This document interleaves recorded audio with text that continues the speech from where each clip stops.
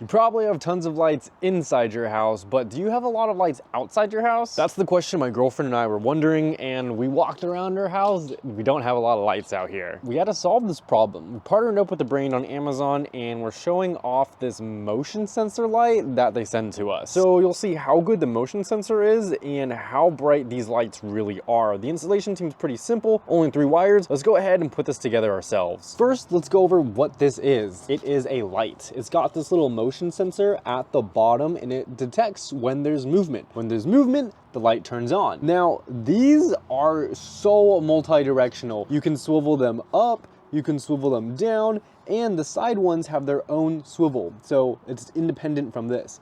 You can put this up, you can put this down. There's a lot of flexibility when it comes to this. You can make it flat, you can move this to the side. A lot of things you can do in terms of how you want to position the actual lights. And then you have the 3 wires that come out the back. All of them are labeled, so it makes it really easy to understand. The green and yellow one is going to be your ground, your negative power. The black one is going to be your live wire, or your power positive. And then this one is just your neutral wire, the white wire. Let's go over the other things that they give you and some of the tools that you'll need to install this. It comes with the light, and then it comes with these pieces. So it's a foam piece. It's supposed to be used to insulate this between the back of the plastic here and then to your wall or whatever you're mounting it on. And then you have 3 of these wire nuts, so to connect the wires, 2 bolts, and 2 looks like nylon washers to help secure it to the wall. The instructions that it comes with are great. It explains everything pretty well, as well as pictures detailing everything. But again, we're gonna go over it together so you're not alone. Here are some of the tools required: a flathead, Phillips, some sealant just in case you want to seal the back more, a ladder depending on how high or low you want to mount it, always eye protection. I would also add gloves, and then some pliers. Step 1 is going to be the easiest thing, but also the most important thing. Head over to your breaker box, open it up so that you can switch off whichever circuit is going to be the same one the light goes on. With most of these, if you look to the right, you'll see that they're all labeled, so you can try to figure out which one it is from there. The easiest way to make sure that the circuit is off is by going in, turning off the lights that are around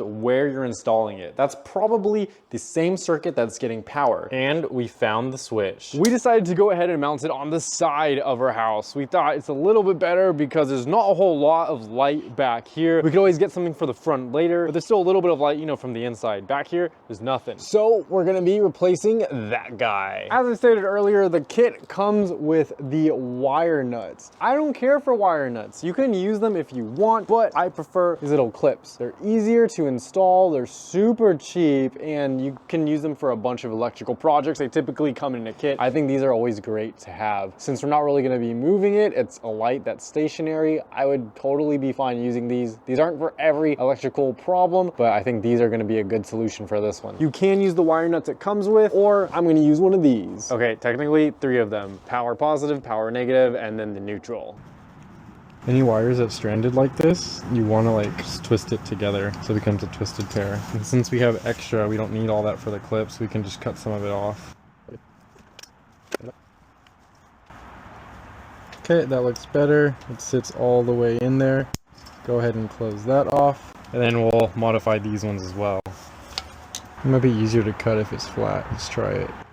What's the difference between the colors? Nothing. I just like to be playful. Now you twist them. So now you have twisted pair of wires, which is great. It's more efficient to pass electricity through when they're twisted like this, and it makes it a stronger pair versus the stranded pair. Now we connect these to the ones up there. We can see that that bolt is grounding it, so we're good on the ground. Power positive, and this would be our power negative. So now we're gonna start connecting things. Twist this end. We're probably gonna want to mount it into the wall like this, so we can use this to line it up. And it might be a good idea to pre-drill some holes in here.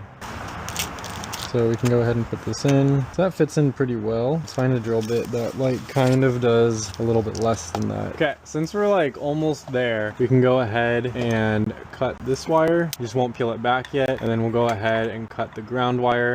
pad. All right, so we'll take the adhesive off and then we're just going to want to line it up. Go ahead and put the wires through. And just note the holes are where the screw holes are going to be. So just pass everything through here. And that looks pretty good to me. Go ahead and set that down right there. Got a little bit of insulation now. So we should be good to go ahead and connect these wires. Let's start with the black one since it's already stripped like this. I'll take the light, girlfriend. We have all of our connectors already connected. So the black is going to be our power positive. So we are going to grab our black.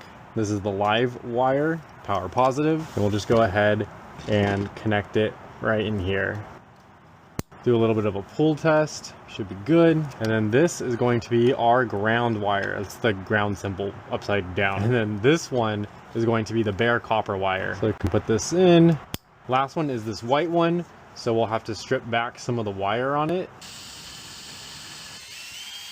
You want to test it? You want to start flipping the breakers back on? I'm doing it now. Oh, Alice! Come here, we have light! Heck yeah, look at it, it's bright. Dang! Oh, wait, did it just turn off? Oh! Yeah, go ahead and turn it off. It looks good. We can go ahead and close this up. I'm gonna go ahead and put everything back in here. Oh, it's upside down. Make sure this motion sensor light is on the bottom. Super important, unless you want birds to activate it. Alrighty, where is the screwdriver?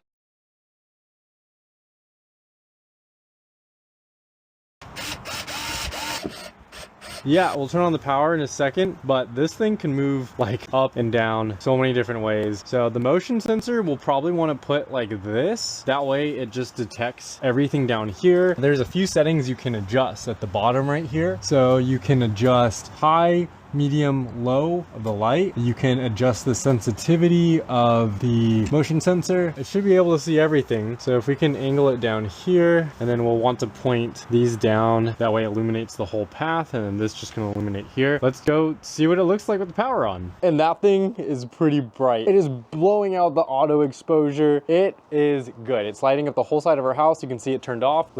I walked just a little bit and it turned on. So obviously the motion sensor works. The light functionality works. It is really, really bright. I'm gonna walk towards it again. So we're gonna go here and it immediately turns on. Super sick, y'all. It lights up our whole pathway down here. You can clearly see me. The motion sensor works, the lights obviously work. It's great for visibility at night if you're just hanging around the house. So if you want to pick up one of these, I'll have it in the description below the like button. You can grab one or multiple if you want to light up all areas of your house when motion sensing is on. Motion sensors for the win.